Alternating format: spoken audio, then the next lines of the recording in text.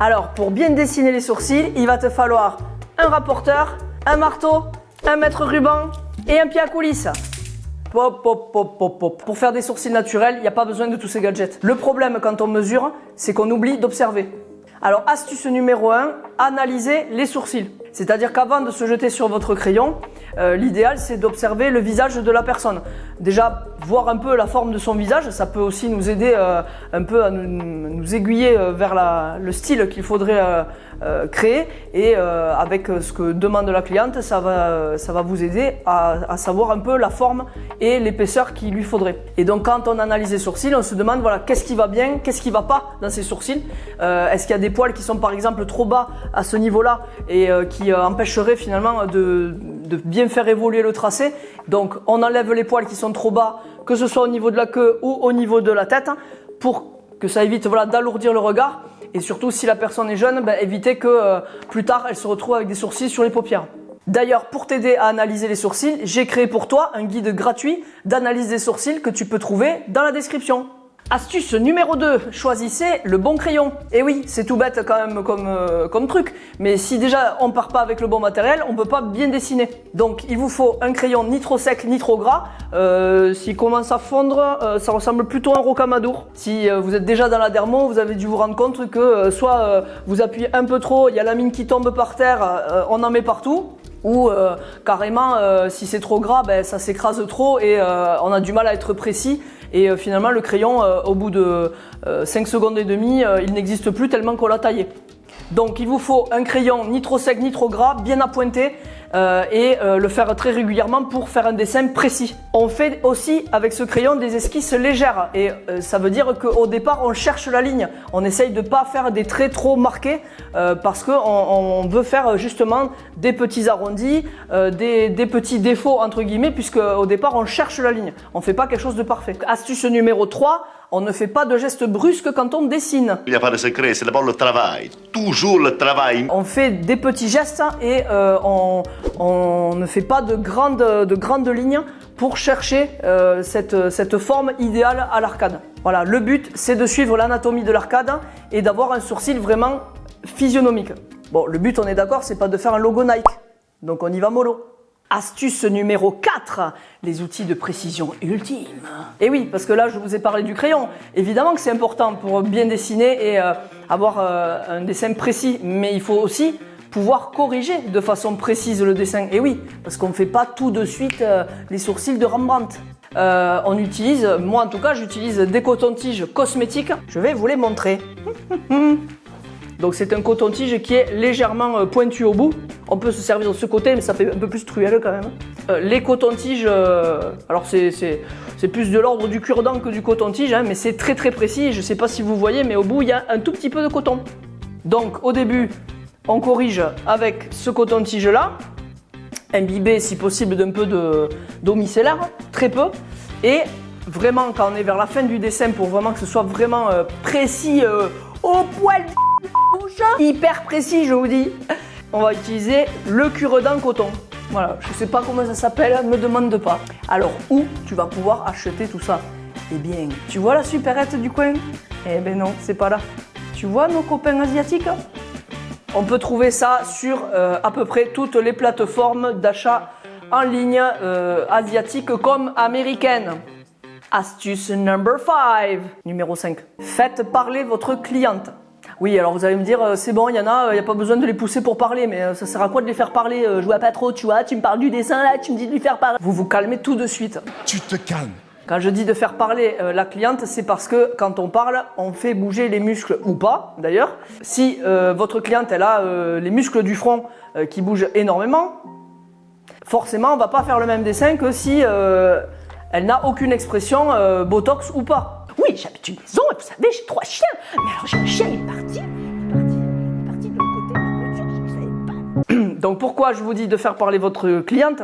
C'est parce que vous êtes au courant qu'on fait un dessin qui doit être vivant, c'est-à-dire qu'il doit suivre quand même non seulement les traits du visage, c'est-à-dire qu'il soit bien placé sur l'arcade et qu'il soit ajusté à l'arcade de la personne, mais aussi qu'il corresponde à sa personnalité et aussi donc à sa façon de s'exprimer. Et donc ça veut dire que ses sourcils, si cette cliente bouge beaucoup les muscles du front, forcément le dessin que vous allez faire va beaucoup bouger. Si par exemple vous avez dessiné des sourcils assez arqués, voire carrément avec les points d'expression anguleux, si la dame elle est toujours avec les sourcils perchés au milieu du front, ça va faire peur. Donc il va falloir s'adapter et pouvoir lui proposer un dessin un peu plus plat entre guillemets, puisque ces muscles en fait vont se charger de faire bouger ses sourcils et de les rendre très très vivants. A l'inverse, si vous avez une cliente qui n'a aucune expression au niveau du front, elle vous fait la joie, la tristesse, la colère, à peu près toujours de la même expression, bon ben là, j'allais dire, on peut faire le dessin qu'on veut, ça va pas tellement changer et on va pouvoir même peut-être lui proposer un dessin plus expressif et à ce moment-là, accentuer le mouvement des sourcils. Astuce numéro 6, changer d'angle régulièrement. Non, pas celui-là. Le dessin des sourcils, c'est un dessin qui doit être vivant et qui doit bien se positionner sur l'ossature et la musculature du visage de la cliente, en plus de lui plaire et de correspondre à sa personnalité. Et donc le but c'est, pour vérifier cette cohérence, c'est que nous, on change d'angle régulièrement quand on dessine, c'est-à-dire de s'éloigner, de regarder sur le côté, de se rapprocher. Déjà parce qu'au bout d'un moment quand on dessine on voit plus rien, si vous êtes dans le métier vous le savez déjà, mais parce qu'en plus de certains points de vue on peut remarquer quelque chose qu'on n'avait pas vu avant en étant tout le temps de face et à la même distance. Ça permet à la fois de déshabituer l'œil et ça permet de voir les choses qu'on n'avait pas vues avant. Ça permet aussi de voir la cliente sous d'autres expressions. Donc non seulement je vous conseille vous de changer d'angle, mais aussi de faire changer d'angle à la cliente. Donc déjà si elle fait que parler, faites-la gentiment arrêter de parler pour voir un petit peu ce qu'il en est quand les sourcils sont au repos. Ça peut être aussi de lui faire fermer l'œil, mais je vous conseille vraiment de lui laisser les yeux ouverts pour pouvoir voir les asymétries et les corriger parce que la personne elle se voit tout le temps les yeux ouverts. Astuce numéro 7, utilisez le miroir comme grille. Miroir, mon beau miroir, dis-moi si c'est symétrique. Et oui, Jamy. Pourquoi? Parce que le miroir, il agit comme une grille. Il projette le volume à plat. Alors c'est hyper pratique pour voir les dissymétries. Par contre, il ne prend pas en compte les volumes. Donc attention, il faut l'utiliser avec parcimonie. Je vous conseille d'abord de dessiner en face de la cliente pendant très longtemps et de temps en temps, vous la placez face au miroir pour rectifier les dissymétries. Puis vous trouvez un compromis à nouveau en redessinant en face. Dessiner dans le miroir, c'est pas évident, mais on peut y arriver avec un peu d'entraînement. Très régulièrement, je dessine dans le miroir après avoir fait la plus grosse partie du dessin face à la cliente pour pouvoir voir les dissymétries que je ne vois pas en face à cause du volume.